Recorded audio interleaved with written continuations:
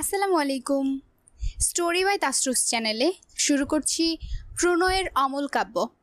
লিখেছেন DRM সুহাগ। এখন শুনবেন গল্পটির দ্বিতীয় পর্ব। ইরফানের সারা রাত বসে হেঁটে নয়তো এপাশ ওপাশ পায়চারি করে কেটেছে। সারা রাতে মোটামুটি আসসালামু আলাইকুম। স্টোরি বাই তাসরুস চ্যানেলে শুরু করছি প্রণয়ের অমল কাব্য। লিখেছেন DRM সুহাগ। এখন শুনবেন গল্পটির চতুর্থ পর্ব।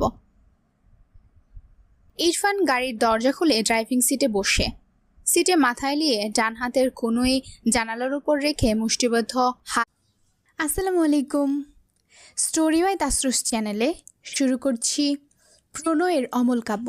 লিখেছেন DRM সুহাগ। এখন শুনবেন গল্পটির তৃতীয় পর্ব। ইয়ানা তার খালা সাথে জাহারা আর জাহারার বড় ভাই জাহিদ ইরফানদের বাসায় এসে পৌঁছেছে সন্ধ্যায়। ইয়ানার মন। আসসালামু আলাইকুম। স্টোরি বাই তাসরুস চ্যানেলে আজকে শুরু করছি প্রণয়ের অমল কাব্য। লিখেছেন DRM সুহাগ। এখন শুনবেন গল্পটির প্রথম পর্ব। আমি একজন ভার্সিটির লেকচারার, আর তোমরা আমার বিয়ে ঠিক করেছো ক্লাস 10-এ পড়া একটা মেয়ের সাথে। তোমার আসসালামু আলাইকুম। স্টোরি বাই তাসরুস চ্যানেলে শুরু করছি প্রণয়ের অমল কাব্য। লিখেছেন DRM সুহাগ। এখন শুনবেন গল্পটির ষষ্ঠ পর্ব। তারেক নেওয়াজ ছেলের পানে কিছুক্ষণ তাকিয়ে রইল। পিছনে বাঁধা হাত শীতল করে দুপা এগিয়ে এসে বললেন, আসসালামু আলাইকুম। স্টোরি বাই তাসরুস চ্যানেলে শুরু করছি প্রণয়ের অমল কাব্য।